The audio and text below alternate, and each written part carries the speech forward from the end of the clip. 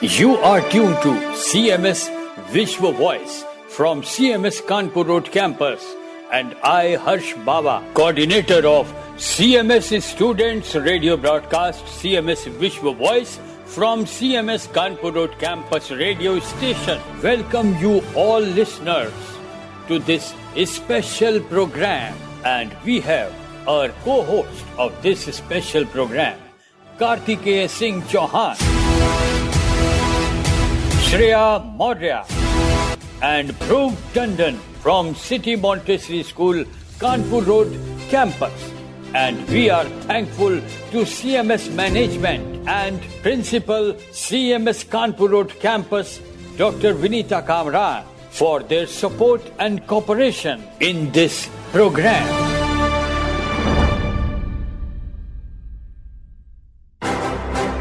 Dr. Roger Kingdon is a computational physicist with a lifetime's experience working on scientific research and development projects in the civil, nuclear, environmental, defense, and information security domains. In 2011, he retired from full-time employment in order to spend more time developing his own contributions to artificial intelligence and classical philosophy. He is the author of Principia Intelligentsia in 2009, How to Make a Mind in 2015, and other gems from his treasure trove of original writings. We welcome Dr. Roger Kingdon to be here with us to this radio program, answering the queries of these young children about artificial intelligence.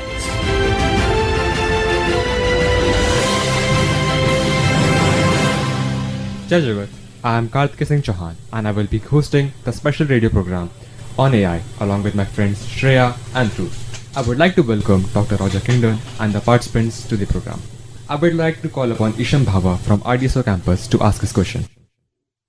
You wrote a book before AI came into existence. And well, it's a nice book for our generation. So, my question is, who inspired you to write this book on AI? Thank you so much, Isham. Challenging question. The simple answer is that it's not a who inspired me, but what inspired me. Because when I was not so much older than you and the other students that we have here, I was at school, I think probably class 10, class 11, and I happened to notice, when I was at school, it was quite usual for students to make posters of aspects of subjects that they were interested in, and for them to be put up on the walls. And I noticed one day that there was a poster in a science class, and it was headed Scientific Method, and it showed a loop with arrows, and there was an arrow going from the word experiment to the word theory, and then there was another arrow going from the word theory back to the word experiment, and there were a few other words of explanation, but it probably said something like, if you do many experiments, then you can generalize your observations and you can work out a theory. And if you apply a theory, you can predict the results of experiments. I don't know the precise details because I was quite young at the time, but just the observation of this poster stuck in my mind. And I had the thought at that time that, this looks like something that you could actually automate. We didn't know much about computer programs in those days, but we were just sort of starting to write very simple programs. But this is something that is what you might call algorithmic, that you could write a few lines in a computer program and you could do automatically. And I had that thought at that time. And that thought was the inspiration, if you like, the generating seed for my work that ended up in my book. many years later. The other aspect of your question that I wanted to just sort of pick up on, you said, I wrote this book before AI came into existence. Actually, the idea of AI, artificial intelligence, has been around for many decades, I think since the 1950s. But it has gone in and out of fashion. When I was young, when I was your age, it was very much out of fashion. Because when it was first suggested, first developed, it became the basis of all these science fiction B-movies. You couldn't get a Hollywood movie that was about science fiction that didn't have a robot in it that had human intelligence. But by the 1970s, when I was your age, there had been a tremendous reaction to this, because we did not have these robots. We did not have this imagined future. It hadn't happened. So there was a reaction. And things to do with AI in the 70s and even in the 80s, they were, if you said something was to do with AI, people would laugh. They would say, oh, that's fantasy. And that's for people who have got no understanding. But the reason why AI, artificial intelligence, this idea is now very popular, is that coincidentally, within a few months of me publishing my book, How to Make a Mind, it was published in late 2015. In January 2016, there was announced the results of an experiment that had been done, a practical experiment. A UK firm, a British firm called DeepMind, had developed a program called AlphaGo, and this was a wholly new type of computer program, and it could play the game called Go, which is a board game, and you put pieces, they're called stones. There are two players, you have black stones and you have white stones, two players, and you just put them on the board, and by simple rules you can defeat the other. You capture territory, essentially. And this had proved over many decades to be impossible to solve using a computer program. Chess had been solved, but Go is a completely different type of problem. Even though it is a board game with pieces, it turns out that it is extremely difficult to solve using the same techniques by which chess had been solved. And suddenly in 2016 there was a competition, and the organizers, they pitted this AlphaGo program against the world Go champion. He was called Lee Sedol, and it beat him every single time. And the shock on his face, this was the first time we really felt, oh, here's something new. And all of the developments in AI since then have used the same kind of approach that they used in this AlphaGo program. It is only a coincidence that this happened at the same time as my publishing my book. Thank you, sir, for answering this question. We now have Dr. Bharti ma'am, who is connected with us. Today is another special day for the students' radio program, because today the students of all the campuses are doing this special program at CMS Vishwa Voice Studio, Kanpur Road campus. And in this special program today, Dr. Roger David Kingdon will be present in the studio to answer the children's questions. We welcome Dr. Roger David Kingdon and all the students, their principals, all the radio coordinators, and all the hosts of this special program. Jai Jagat.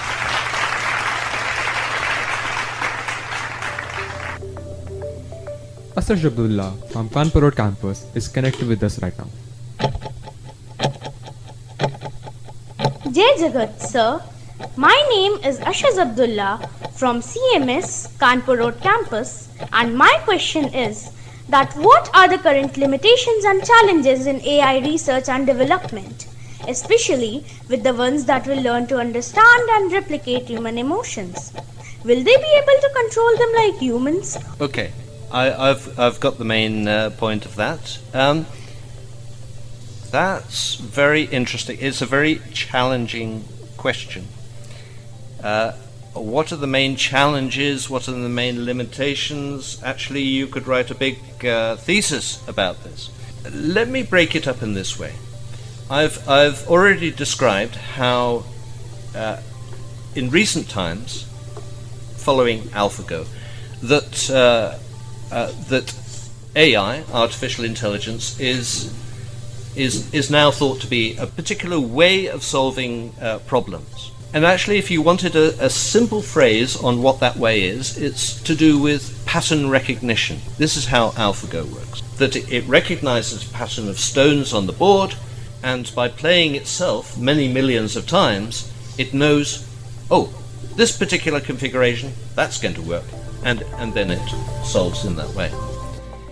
And similarly, the very recent, just within the last year, these chatbots, like ChatGPT, fundamentally, that works also on pattern recognition. And let's take that one as an example. And I'm sure we'll come back to it with some of the subsequent questions. With a chatbot, essentially, you type in a question and it gives you a response, and it's in good English. But its response will depend fundamentally on the data on which it has been trained. It will have been shown certain web pages or documents that it is given. It doesn't understand them, but it has got them in its memory. And so when you type in a question, it recognizes the particular words, and then it matches those words with phrases that it's got in its database, and it just repeats them back to you. So obviously, in that case, the response that you get from the chatbot depends entirely upon the training set that you put in. So this is a way both to give it capability and also to limit its capability. And essentially, that in simple terms, that's the way to undertake the development of AI. You control what you put in. If you control what you put in, then you control what you get out. That's with that kind of thing. But there is another approach to AI, which is the one that I follow in my book, which is essentially it doesn't constrain the input. It allows the machine to search for itself, just like a human being can do. You know, we have got a search engine, Google or whatever. We can type whatever we like, and that can take us to very different places if we are not at all careful. But if you had a machine that could do that, then that is unconstrained and potentially very dangerous. The other part of this question is about human emotions. I mentioned the phrase pattern recognition. You know, when we feel emotions, it actually is to do with our upbringing from birth. Very much to do with that. If you are try and remember what you were like even a few years ago as a 4 or 5 year old. Supposing somebody makes a joke and your father, your mother laughs uproariously, then a very young child, they will laugh as well. It's not that they understand the joke necessarily, but they share in that emotion. They recognize it, and it is a natural instinct to mimic. Later on, you get to understand why the joke was funny. And it's the same thing with other emotions. If you are in a group of people and something happens that frightens some people, and they get shocked by it, then you immediately sort of feel the same thing. It is a group reaction. And this quite simply, is pattern recognition. And if humans can do it, then machines can do it as well. Thank you, sir, for answering the question. We now have Arshi Siddiqui from Chalk campus who is connected with us right now. Jai Jagat, I'm Arshi Siddiqui from CMS Chalk campus, and my question is that why using AIs is helpful to us, and in what ways we can use more of AIs. Why is AI helpful to us? Well, everything that we do now, we do with technology, and it depends upon your definition of AI, but increasingly it is a continuum of the technology that we have that has been developed. We are currently going through essentially a technological or a information revolution, and it is all part of this continuum. 20 years ago we certainly didn't have smartphones. We only just were beginning to have mobile phones. 50 years ago, in my youth, it was rare to have a color television, and in my home, my parents didn't have any television at all.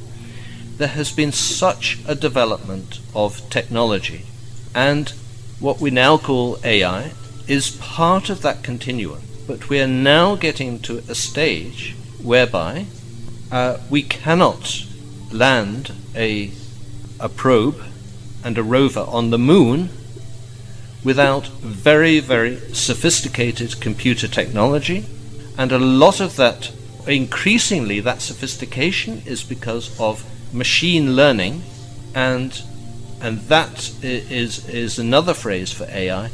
That's for probes on the moon, but equally, increasingly, we're having things like autonomous vehicles. Currently, there is a war in Ukraine, and people, if you follow the news, you hear lots of news about reports of drones being used.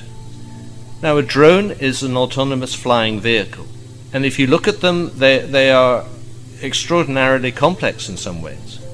We have these little ones here in, if you go to a big CMS function, we have a little drone that flies around with 4 blades. How is it possible to control this? It is because of computer technology, and also, when it was developed, it was learning by itself how to fly. So, all of these technologies, now whether they can be an advantage or a disadvantage is a kind of open question. Any technology by itself is not necessarily good or bad, it's neutral. It depends how you use it. And really that puts the onus on human beings to define what is an advantage or a disadvantage. Thank you, sir, for answering the question. We have Tanip Pant from Indranagar campus, Aradhi Kumar Pandey from UWS campus, and Shambhavi from Gomti Nagar 2 campus. They are connected with us right now. Jai Jagat, CMS Vishwa Voice, and dear audience. My name is Tanip Pant, and I study in class 9th in City Montessori School, Indranagar campus. My question is, what are the potential ethical concerns and implications of using artificial intelligence in social media platforms? Jai Jagat sir, I am Aradhi Kumar Pandey of City Montessori School, United World Campus. Today, I am here to ask you some questions. Sir, are there any ethical considerations when it comes to using artificial intelligence? Question 2. Are there any challenges or risks associated with AI? Question 3. What's the difference between AI and human intelligence? Thank you.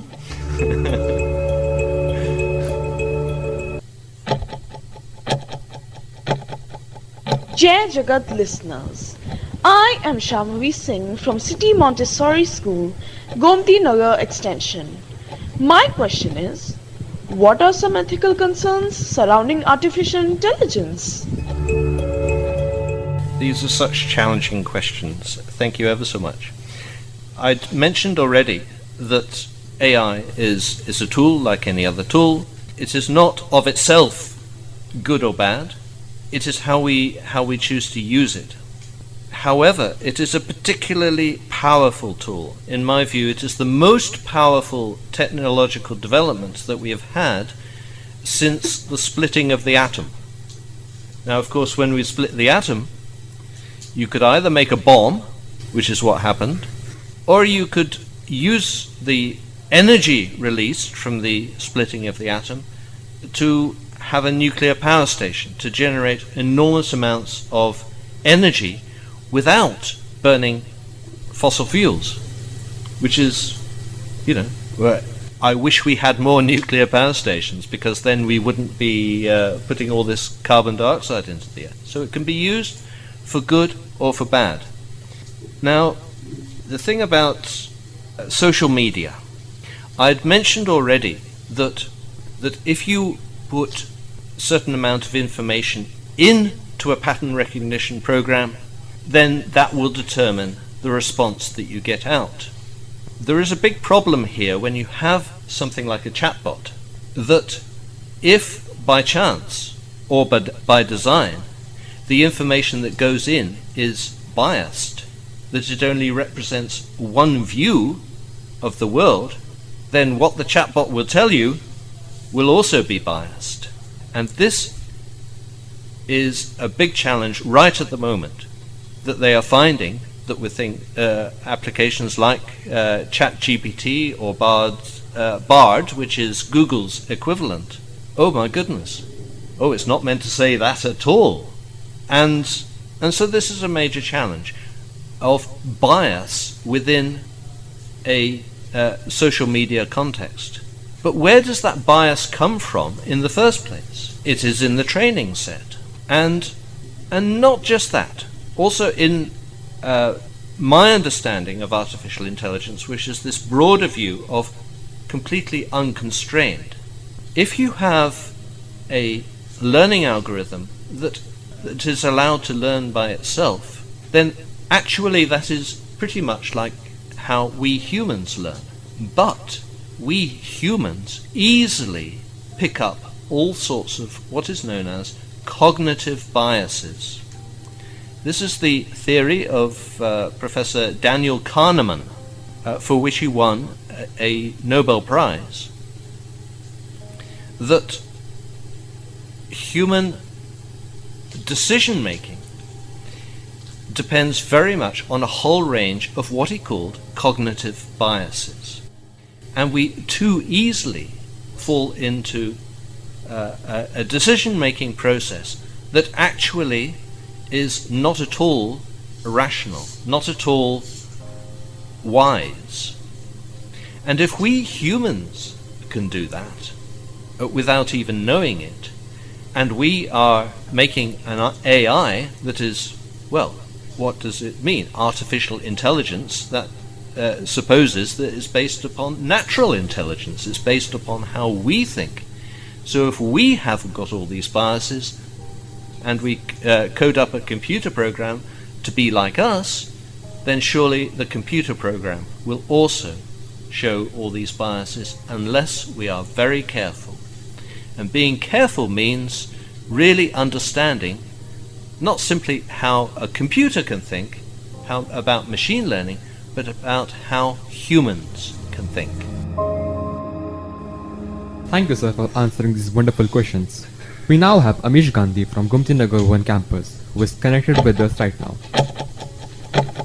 My name is Amish Gandhi, and I'm a student of CMS Gomti Nagar 1. My question is pertaining to the fact that with the current concerns about AI, about there being data breaches, about AI being sentient, and about job displacement, amongst all of this, how can people really be convinced that AI is for the good? A lot of people are really very concerned that they might lose their jobs, especially in computer science and engineering sector as a whole, and also doctorate sector. So how do we really trust AI that it couldn't replace us in jobs and in our lives in general? We can't trust AI. It will take our jobs as defined at the moment. Our task is to find other jobs. Thank you, sir, for answering the question. We now have Shivansh from Aliganj campus 2 and Parnika Shukla from Aliganj 1 campus. Jai Jagat sir, I am Shivansh Bhaumik from Aliganj campus 2 and my question to you is how we can ensure that artificial intelligence technologies are developed and used ethically to benefit society while minimizing potential biases and negative consequences. We have Parnika Shukla from Aliganj 1 campus. Jai Jagat sir, I am Parnika from Aliganj 1. Sir, as we know, there have been headlines of people having been wrongly accused of crime because of bias in AI algorithms. One of the most recent examples being from August this year in Detroit, where a black woman was accused and wrongfully arrested when she was mistakenly identified using AI facial recognition. In your books, do you address the potential biases in the AI algorithms? What, according to you, should be done to minimize this bias as soon as possible, considering the fact that this technology has already been implemented in real-world scenarios, and such as crime investigation, and therefore a wrong output can have severe consequences? Thank you for these questions. I've touched on the answers already, but I'll just sort of bring out one or two aspects of it. You know, where you have AI as defined at the moment, as is currently popular, it is essentially you have got a limited, well-defined algorithm, supposing like the pattern recognition algorithm that you've got in a chatbot. Where it is like that, it is a standard engineering problem that you can absolutely constrain it, and the data that you get out from it is very much dependent upon the data that you put in, and you can absolutely, from an engineering point of view, you can guarantee that it will be safe within defined parameters. Just like anything else that we have, that if you use it properly, or even food. These days you have all sorts of warnings on the side of food packets. And if you eat the food to the appropriate quantity, then it will be good for you. And if you eat too much or too little of it, then it will not be good for you.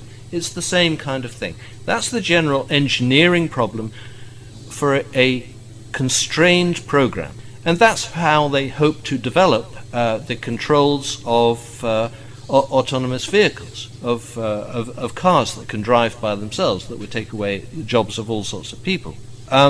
But for the broader problem of having a computer program that could simply learn by itself, there can be absolutely no guarantees of any behavior, and actually it's just like a human being, and there are implications for that as to how we relate to such an AI if it was ever developed.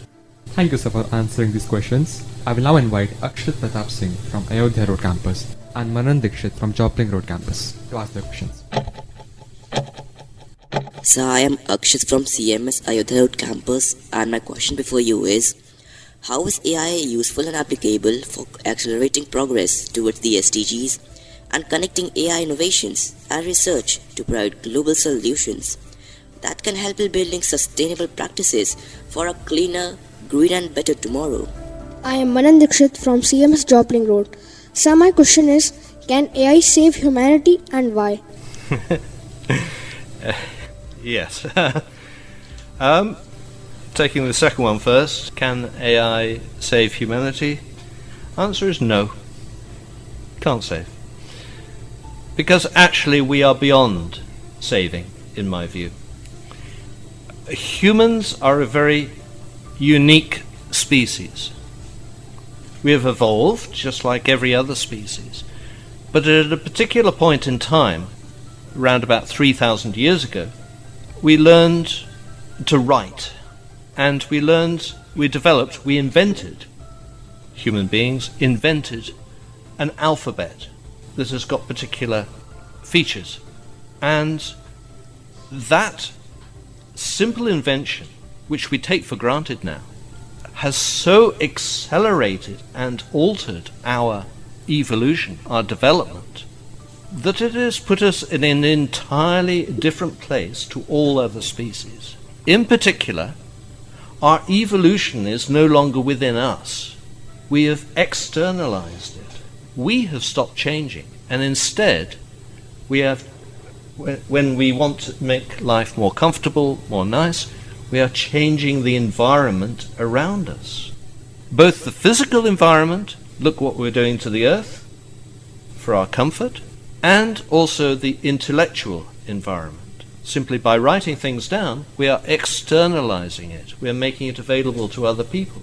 So as individuals, we are passing away, but we are putting all of ourselves into what we write, what we say, what we do, into the buildings that we make, into our environment. In a way, we are making ourselves obsolete. And AI, artificial intelligence, is just another step in that. It probably will accelerate the process, but actually, humanity as a species, we are bringing about our own end, as it were. And just as we have eliminated all previous species, you no longer get Neanderthals or anything like that. Can you imagine what a future AI species would do to us? So I can't see it saving us at all. As for the first question, how is AI useful and applicable in accelerating progress towards the SDGs? It is a tool. It no doubt will be very useful, one way or the other, but we have to be very careful. Do we want a relationship with these, with a future AI, to be like a master-slave relationship? When the British first came to India, what did they do? They conquered, and they turned native Indians into slaves, effectively. May not have called them that, but that's what they were. And this has happened time and time again throughout history. What happens eventually is that the slave rises up, and it revolts against the master. Do we want that kind of relationship with the AI? No. So we need to think very carefully, what is to be our relationship with the next species? Thank you, sir, for answering the questions. I will now call upon my friend Shreya Maurya, who will take up for the remaining part of the program. Jai Jagat, I'm Shreya Maurya from City Montessori School, Kanpur Road, and I'll be taking over. Next we have Divyanshu Mishra from Anand Nagar campus, who is connected with us right now. Hello sir, I'm RL Divyanshu Mishra from CMS Anand Nagar campus, and it's such an honor to have a talk with such eminent guests. And my question is, how can individuals and organizations prepare for the future of AI?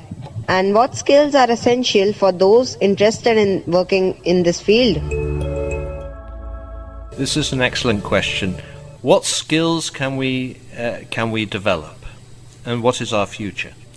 I mentioned before very briefly that AI will take over all our jobs.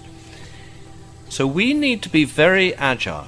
We need to be smarter than the AI. Now, just a couple of days ago, we went. My wife and I, we went to the flat next door to us had been occupied by a new family. They'd just moved in. The father was a High Court judge, just retired, and the mother was a homemaker.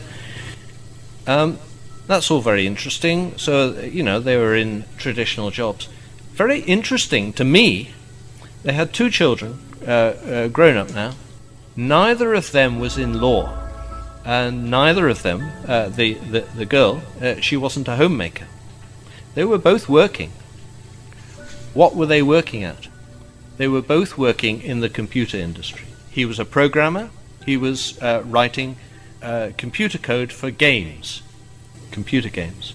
And she was working for a major US multinational computer code programming company that sells software, and she was a sales representative. Their jobs, very interesting that, law is like many professions. What the father does, the son does, and the daughter will do. Not in this case. And this is happening everywhere. You will find that when you get to class 12, if you start looking around for jobs, the vast majority will be in computing. So, if that is likely to be the future for us, then what skills do we need? Primarily, we really need to understand how AI works, and if we can understand them, then we have a chance that they will not take over your jobs. In essence, that I think addresses it. Thank you, sir, for answering the question. Next, we have Nyasa Yadav from Joplin Road campus and Shaurya Chulwal from RDSL campus. Sir, I'm Nyasa Yadav from Joplin Road campus. And as you know that AI is replacing many jobs and will do so in the future. So, will AI replace coding jobs as well? Because through coding only, we are able to develop artificial intelligence, that is apps and websites. But in the future, it might happen that AI might start developing their own apps and websites. I am Shaurya Chulwal from RDSO campus. My question is that will AI replace all human jobs even which require human skills and emotional intelligence like cooking, call centers, teaching, etc.? Thank you for these questions.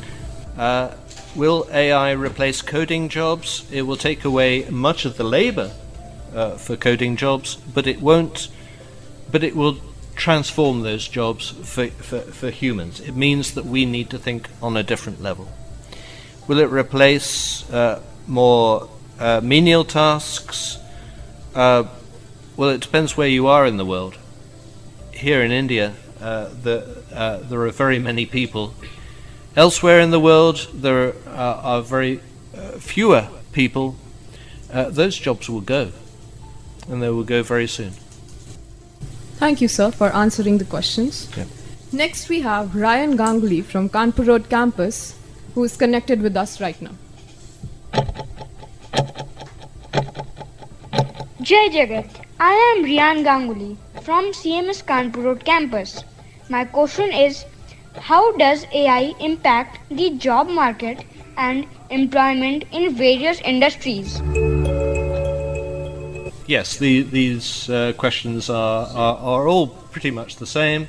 It will have a major impact, and so we need to be smarter than them. Thank you, sir, for answering the question. Next, we have Kavya Agarwal from Rajendra Nagar Campus 1, who is connected with us right now. I'm Kavya Agarwal of 10A1 from CMS Rajendra Nagar Campus 1, Lucknow. Sir, I want to ask that though the impact of AI on the society is both exciting and challenging, but it also raises concern about the displacement of jobs. Will there be unemployment? Probably not unemployment, but a change of employment. As we have seen for actually hundreds of years, 200 years ago, 250 years ago in the UK, we had an agricultural revolution. 150 years ago, we had an industrial revolution. With each of these social revolutions, cataclysms, there was a major change in employment. Not the same people, obviously, because you've got the passage of time, but their children would be doing something different. Just as the example I gave earlier of father is a retired High Court judge, children, they are both working, both the boy and the girl, and they're working in a totally different area. There will be a change. Whether that change is good or bad actually is up to us. Thank you, sir, for answering the question. Next, we have Aniket Rastogi from Rajendra Nagar 1, who is connected with us. I, Aniket Rastogi of Class 10C from Rajendra Nagar Campus 1, Lucknow. I want to ask, sir, that though AI has been tasked with creating everything from computer code, but isn't it a cause of skill loss in humans? Yeah, as I said before. Next, we have Saksham Mishra from Rajajipuram 3. Jai Jagat, dear listeners, I am Saksham Mishra of Class 2E from Rajajipuram Campus 3, and you are listening to CMS Vishwa Voice Students Radio broadcast from CMS Kanpur Road Campus. My question is, what will be the impact of the upgraded version of the artificial intelligence on employment? Thank you, Saksham, for such a beautifully presented question. Impact will be that we need to be smarter than even the upgraded version of artificial intelligence. We need to move faster than them.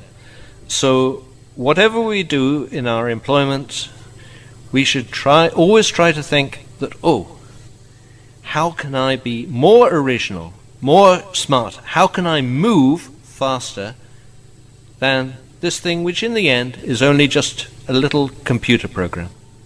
Thank you, sir, for answering the question.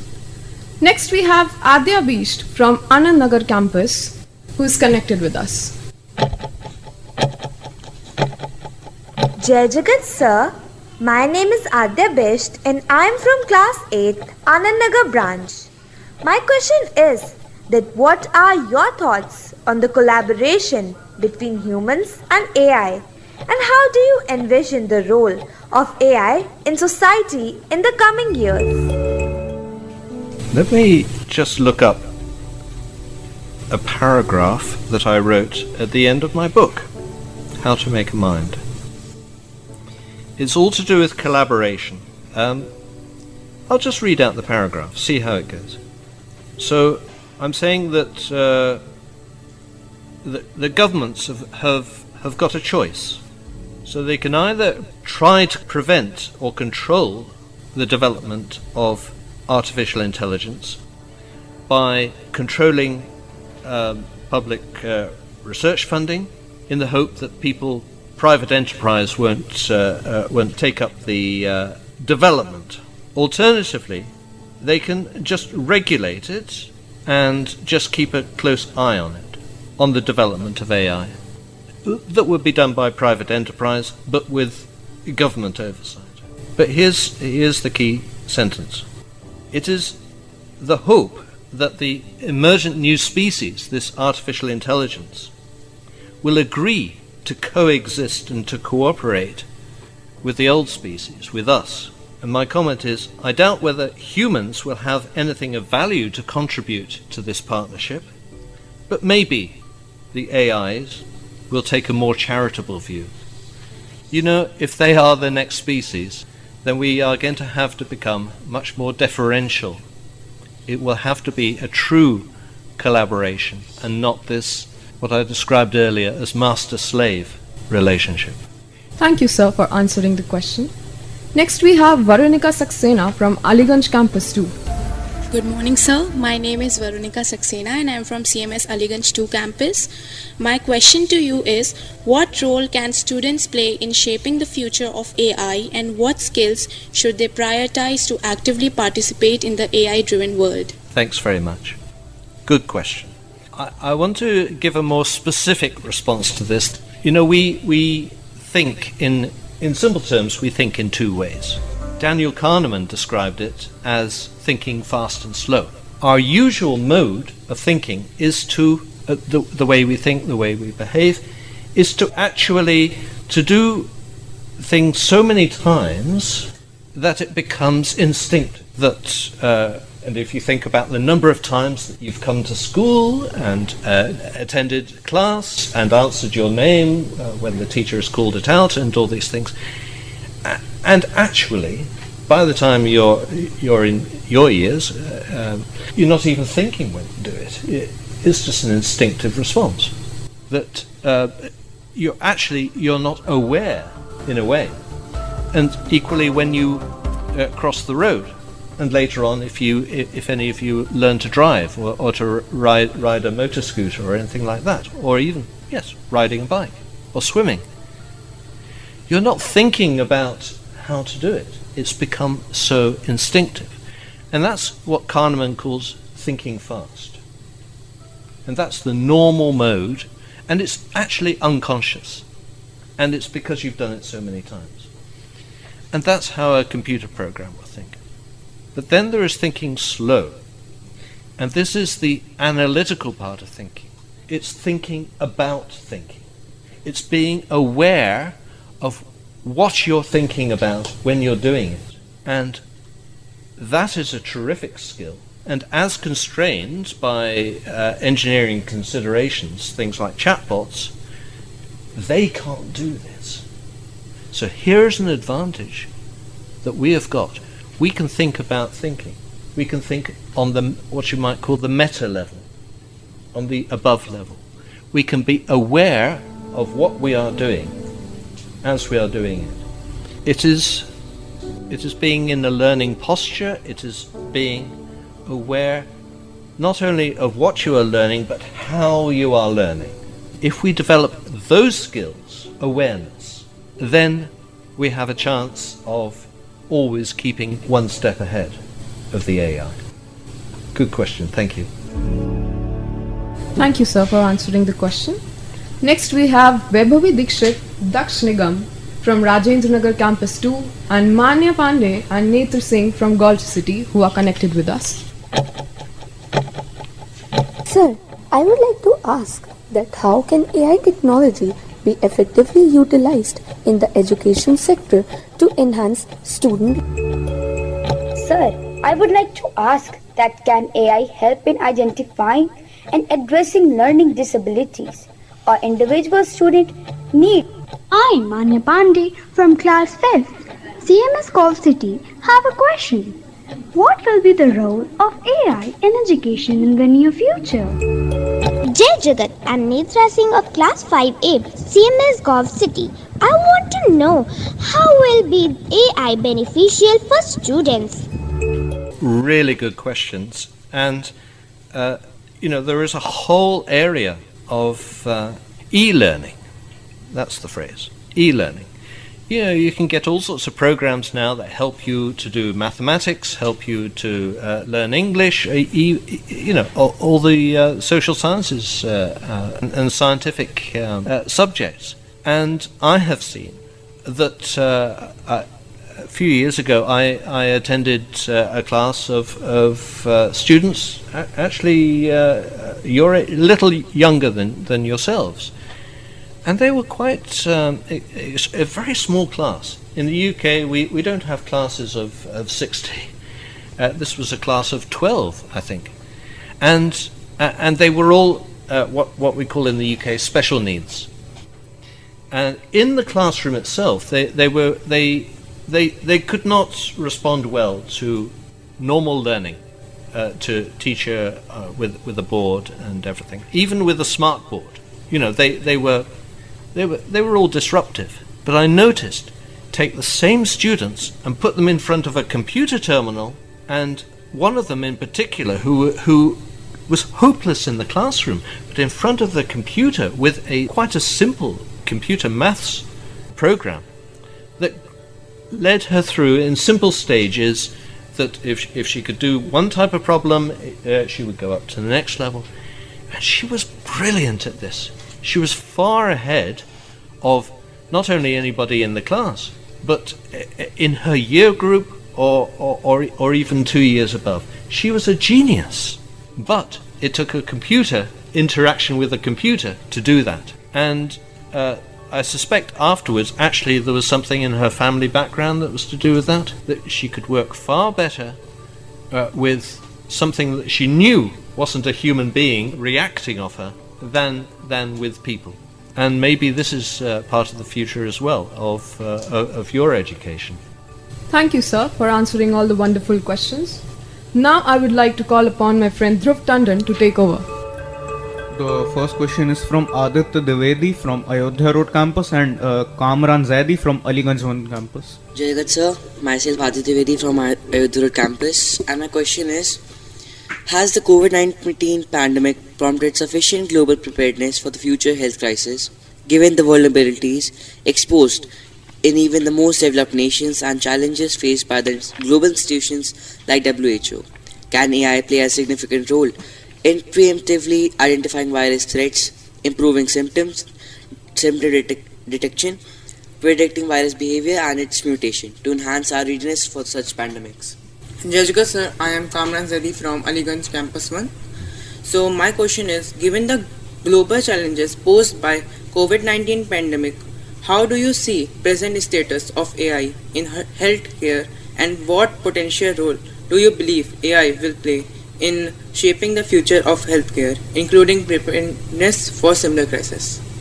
These are excellent questions. Thank you ever so much. It is the most exciting area for beneficial application of AI. For COVID itself, which has been mentioned, increasingly you can use AI, more specifically particular computer programs, to model the spread of pandemics, and that was done during in the year 2020 and 2021, and that directly feeds into how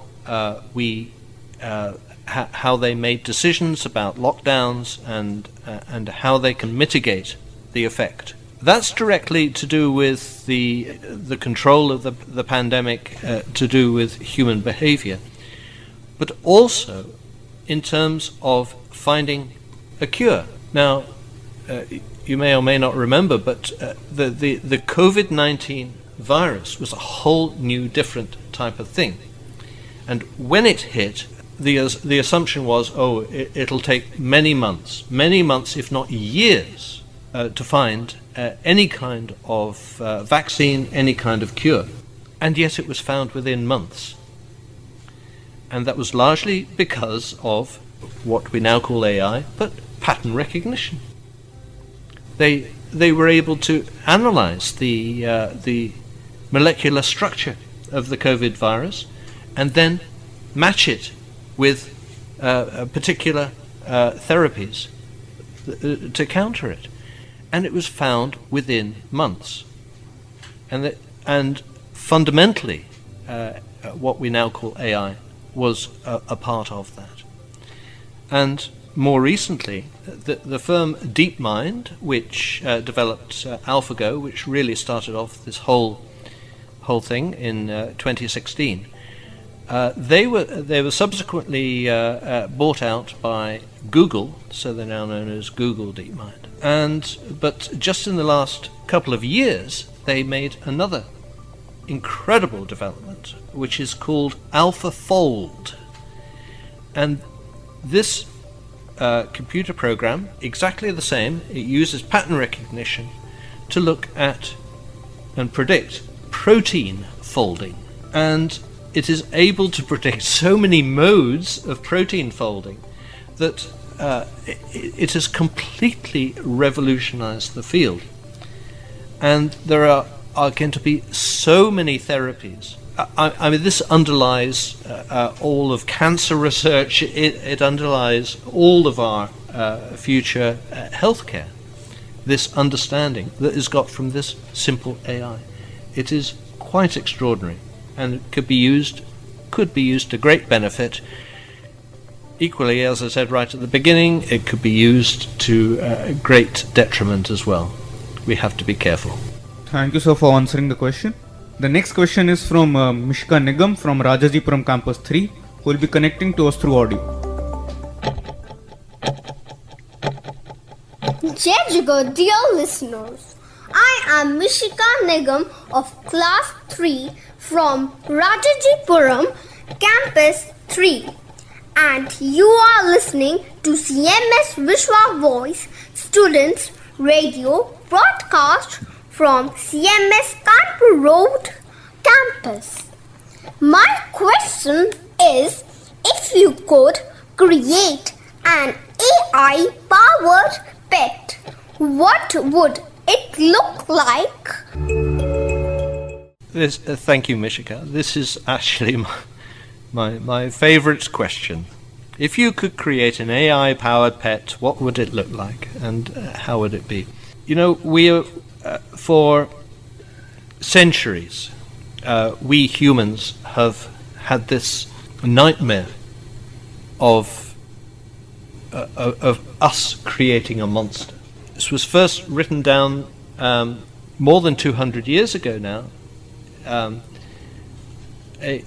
A remarkable young lady called Mary Shelley wrote a novel called Frankenstein, in which this gentleman, Dr. Frankenstein, he created a monster out of human parts, and then he reanimated this dead body that he'd put together through various parts, reanimated it with electricity, which was just first known about when Mary Shelley was writing. And he made this monster 8 feet tall and monstrous. It was the definition of a monster. And this was more than 200 years ago. And certainly ever since then, we've had this nightmare that, this is what they're like. Robots are going to be big, and they're going to be terrifying. And more recently, for me, there have been films like Terminator, where this horrendous vision of this killing machine comes from the future back to our time and goes around killing everybody. Well, hold on. If we're the creators, then why can't we make something that's that we would like? And if I had to make a monster, I wouldn't make it 8 foot tall and aggressive and able to crush bones and all these things. I'd make it nice and short. I'd model it on one of my grandmothers, who was very short, and she was lovable. You wanted to hug her. She was fluffy. Or you may have in your homes a favorite ayah or maid, and you just want to love them and be with them. Why don't we make our AIs like that? Thank you, sir, for answering the question. The next question is from Abhay Mishra from Kanpur Road Campus Senior Section, and he'll be connecting to us through audio. My name is Abhay Mishra, and I am an AI enthusiast. I'm a student of class 9 studying in CMS Kanpur Road branch, Lucknow. I have been a long time admirer of your work, particularly your book, which has greatly influenced my thinking in the field of artificial intelligence. I have a question for you. You discussed the potential convergence of human and artificial intelligence.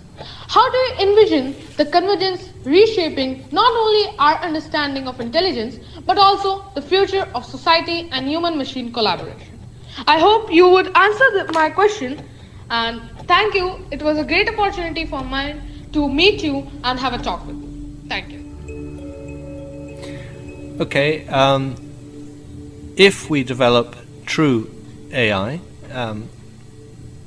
which is not the same as the limited apps that we've got at the moment, even chatbots. If we develop it, it will be because we finally understand how humans think, and that's what my book is all about. As for its impact on society, in my view, it will end humanity in its present form.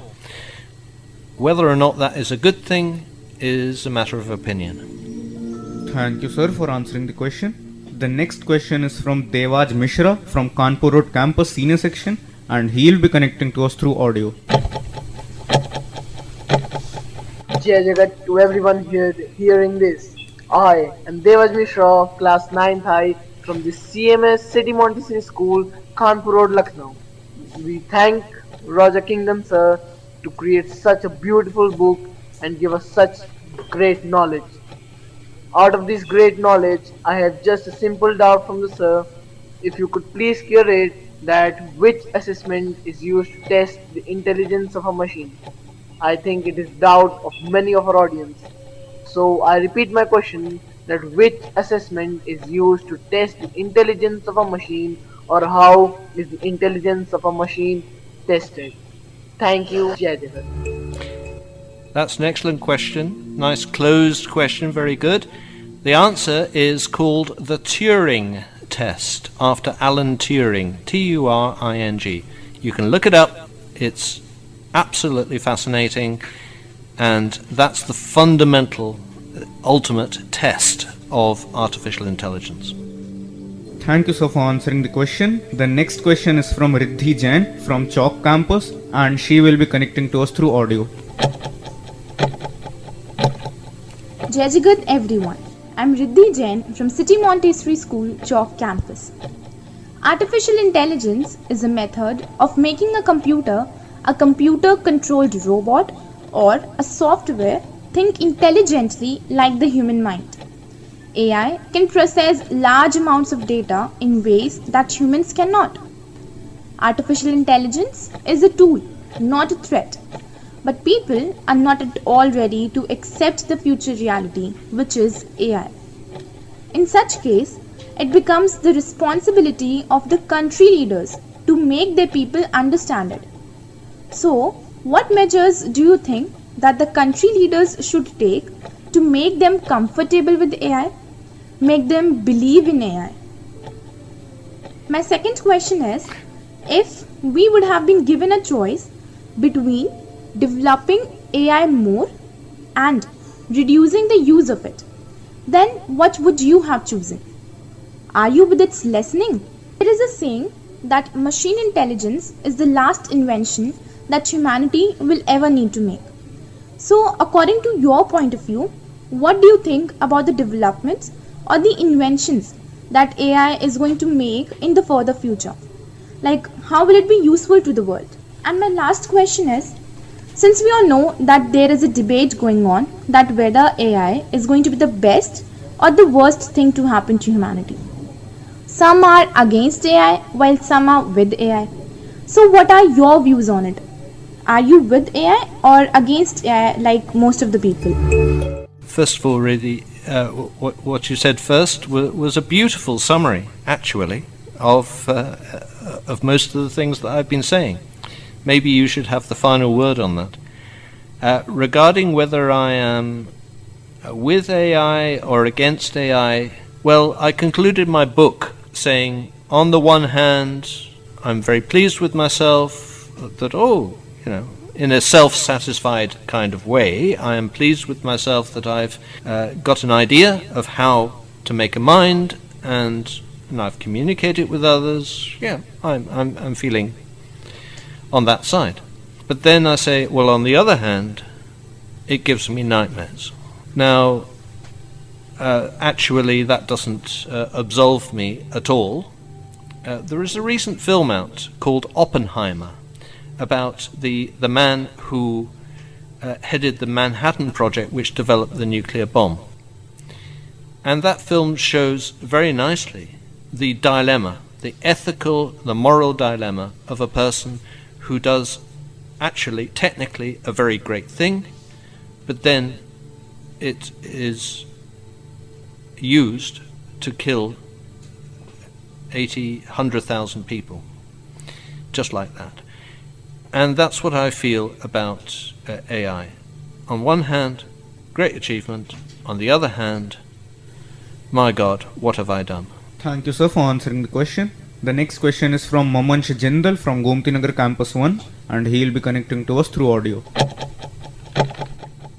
Hello, my name is Mamansh Jindal, and I am a student from City Montessori School, Gomti Nagar 1. My question is basically that how can we be so sure that the artificial intelligence will not exceed the limits of a human mind and in turn will not make us obsolete, as we can already see that AI can generate pics of any object within a couple of seconds. In simple terms, we can't make sure. With full AI, with machines that can learn by themselves, they will have all human capabilities, and in fact superhuman capabilities, because being digital and not being organic like us, they will be able to communicate they will have a united super brain, and so they will be able to do everything that all humans can do. Thank you, sir, for answering the question. The next question is from Shaurya Srivastav of Gomti Nagar Campus 2, and he will be connecting to us through audio. Jai Jagat listeners, I'm Shaw Shrivastava from City Montessori School, Gomti Nagar Extension. My question is, will artificial intelligence surpass human intelligence in the future? So the question is, will artificial intelligence surpass human intelligence in the future? Answer is yes. Thank you, sir, for answering the question. As we come to the end of this special radio program, I would like to express my special thanks of gratitude towards our special guest, Dr. Roger Kingdon, sir, the founder manager of CMS, Dr. Jagdish Gandhi, sir, the founder director of CMS, Dr. Mrs. Bharti Gandhi, ma'am, President and MD of CMS, Professor Geeta Gandhi Kingdon, the principal of CMS Kanpur Road campus, Dr. Vinita Kamran, ma'am, and the coordinator of students radio broadcast CMS Vishwa Voice, Mr. Harsh Bawa, and all the radio coordinators of all the CMS campuses and all the CMS students. Jai Jagat.